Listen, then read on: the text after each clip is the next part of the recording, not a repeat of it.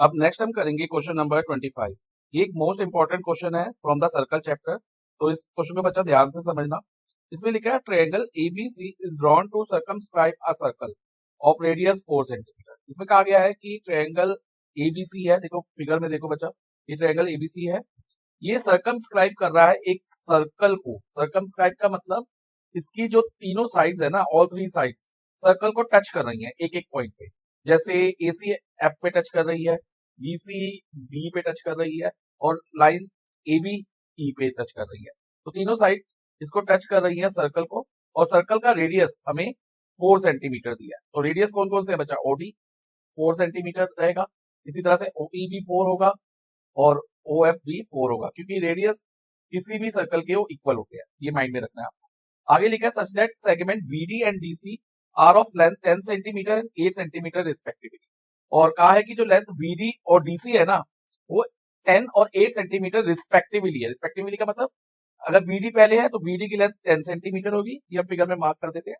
BD 10 centimetre है और CD कितनी है? 8 सेंटीमीटर। ये तो एक तो हमें ये गिवन है। और आगे क्वेश्चन पढ़ते हैं बच्चा।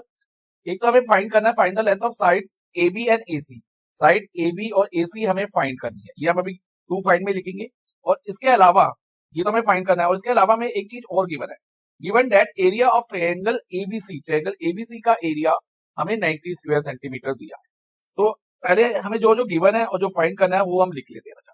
गिवन हमें है रेडियस 4 सेंटीमीटर, यानी कि radius OD equal to radius OE equal to radius O F is equal to क्या होगा? 4 सेंटीमीटर होगा, ये माइंड में रखो। उसके अलावा line segment BD, BD 10 centimetre है और सीडी 8 सेंटीमीटर है, तो CD is equal to 8 centimetre.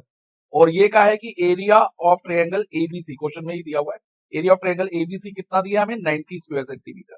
ये तो हमें गिवन हो गया। और हमें फाइंड क्या करना है?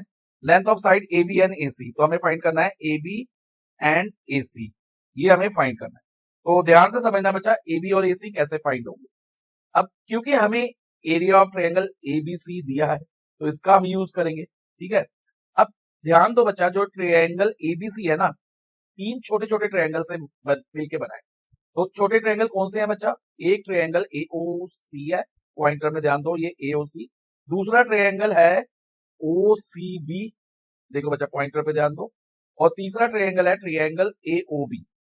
ये तीनों ट्रायंगल के एरिया का sum equal to area of triangle ABC लेंगे। ये आगे चल के हम लेंगे, एक तो ये प्रॉपर्टी यूज करेंगे। तो बच्चा अगर ये प्रॉपर्टी यूज करते हैं तो हमें इन ट्रायंगल्स के बेस और हाइट पता होने चाहिए, क्योंकि एरिया ऑफ ट्रायंगल क्या होता है बच्चा? किसी भी ट्रायंगल का अगर एरिया निकालना चाहे तो 1/2 इंटू बेस इंटू हाइट होता है। तो बेस और हाइट पता होने चाहिए। तो वो कैसे फाइंड करेंगे बेस और हाइट, ये ध्यान से। अब ध्यान दो बच्चा, सी को अगर हम एक एक्सटर्नल पॉइंट माने, एक्सटर्नल पॉइंट यानी कि पॉइंट आउटसाइड द सर्कल, यहां से दो टेंजेंट्स जा रहे हैं, एक जा रहा है सी एफ और एक जा रहा है सी डी। तो tangent drawn from an external point जो होते हैं ना, वो इक्वल होते हैं, एक थ्योरी में। तो हम ये लिख सकते हैं कि C F is equal to C D, C F is equal to C D equal to 8 centimetre, ठीक है, ये लिख देंगे। और उसके अलावा अब from external point B, B भी सर्कल के आउटसाइड एक पॉइंट है, तो यहां से भी दो टेंजेंट जा रहे हैं। एक तो बीई जा रहा है, BE equal to BD, BE is equal to BD, और ये इक्वल होगा हमारे 10 सेंटीमीटर। अब बीडी और बीई इक्वल हो गए, क्योंकि बीडी 10 है तो बीई भी हमारा 10 सेंटीमीटर हो जाएगा। तो हम BE is equal to BD equal to 10 centimetre लिख देंगे। इसके अलावा अब अच्छा, फ्रॉम एक्सटर्नल पॉइंट ए भी तो एक्सटर्नल पॉइंट है ना, सर्कल के बाहर एक पॉइंट है, तो यहां से दो टेंजेंट जा रहे हैं, कौन से? एक ए एफ और एक एई। लेकिन हमें ए एफ और एई की कोई भी दोनों में से किसी की लेंथ नहीं दी, तो दोनों को हम क्या मान लेंगे? एक्स और एक्स। यानी कि हम लिखेंगे A F is equal to AE equal to X. और तीनों का रीजन हम देंगे, tangent drawn from an external point are equal in length, तो ये रीजन हम यहां लिख देंगे, ओके। अब इसके अलावा आगे ध्यान से समझना बच्चा, अब क्योंकि हमें बेसिस तो मिल गए तीनों ट्रायंगल के, जैसे कि अगर हम एसी को देखें तो एसी बेस है ट्रायंगल एओसी का, तो एसी क्या होगा? X plus 8, A F plus C F करें तो एक्स प्लस 8। ऐसे बेस बीसी इस वाले ट्रायंगल में, ट्रायंगल सीओबी में, तो 8 प्लस 10 18 हो जाएगा, इन दोनों को प्लस कर देंगे। और ए बी बेस इस वाले ट्रायंगल का, ट्रायंगल एओबी का, एक्स प्लस 10 हो जाएगा। अब इसके एल्टीट्यूड यानी कि हाइट, वो कहां से आएगी? वो होंगी जो ये ओडी रेडियस है, ये एक हाइट होगी, ओई भी हाइट होगी और ओएफ भी हाइट होगी। लेकिन हाइट तभी होती है जब ये रेडियस इन टेंजेंट के ऊपर, बेसिस के ऊपर परपेंडिकुलर हो। तो हमारे पास अगेन एक प्रॉपर्टी है कि tangent drawn to a circle is perpendicular to the radius. तो हम लिख सकते हैं सबसे पहले इस ट्रायंगल में ओडी परपेंडिकुलर ऑन बीसी, इस वाले ट्रायंगल में, तो ये एल्टीट्यूड कंसीडर हो जाएगा, हाइट कंसीडर हो जाएगी ओडी बीओसी ट्रायंगल में। ऐसे ही इस वाले ट्रायंगल में अगर एओसी ट्रायंगल में देखें तो OF perpendicular on AC, OF perpendicular on AC होगा, सेम रीजन से कि tangent to a circle is perpendicular to the radius.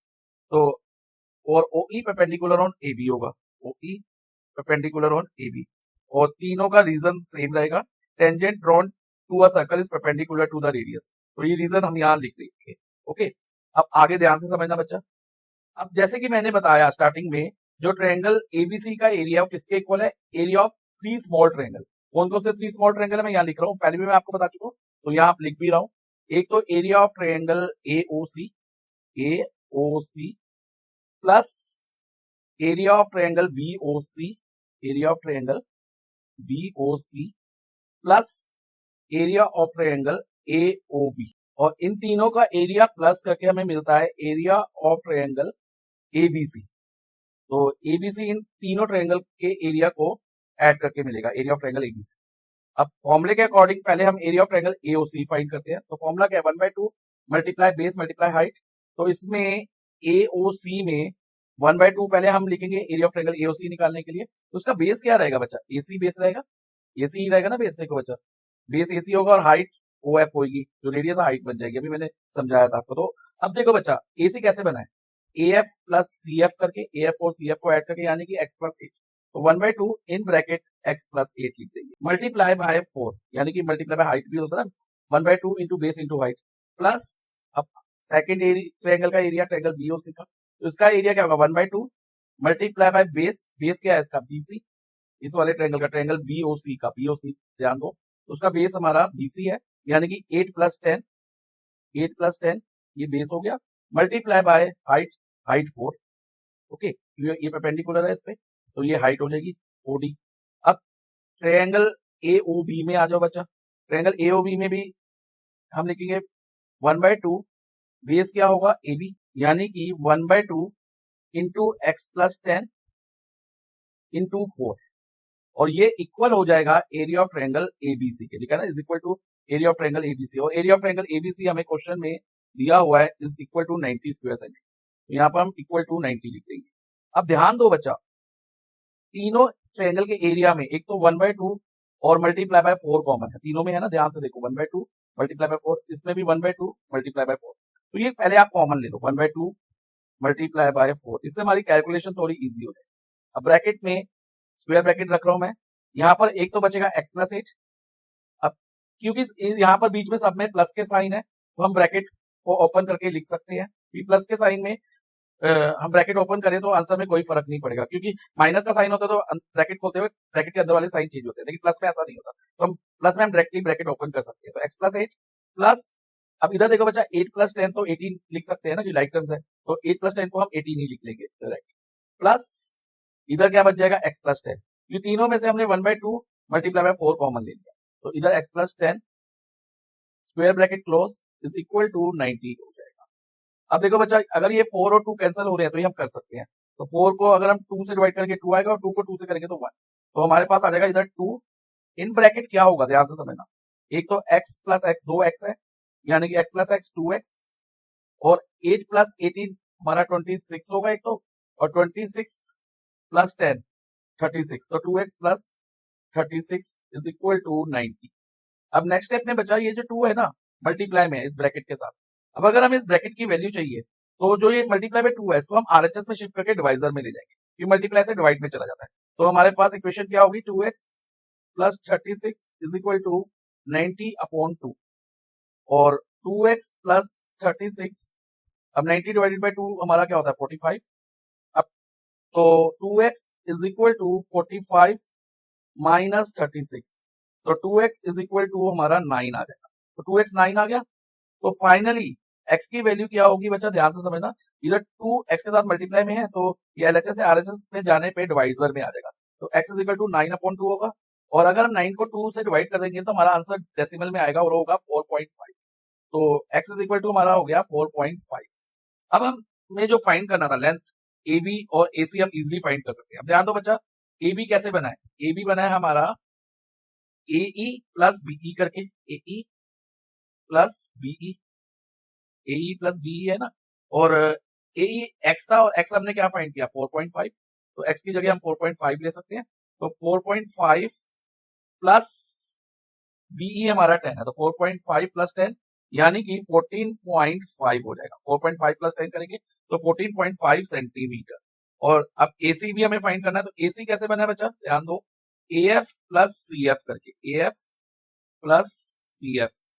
अब ए एफ अभी एक्स था और एक्स की वैल्यू हमने फाइंड करी अभी 4.5, तो यहाँ पर ए एफ की जगह हम 4.5 ले लेंगे, प्लस प्लस सी एफ 8 है, तो 4.5 प्लस 8 हमारा होगा 12.5, तो एसी हमारा 12.5 सेंटीमीटर हो गया। तो इस तरह से बच्चा हमने एबी और एसी की लेंथ फाइंड कर दी।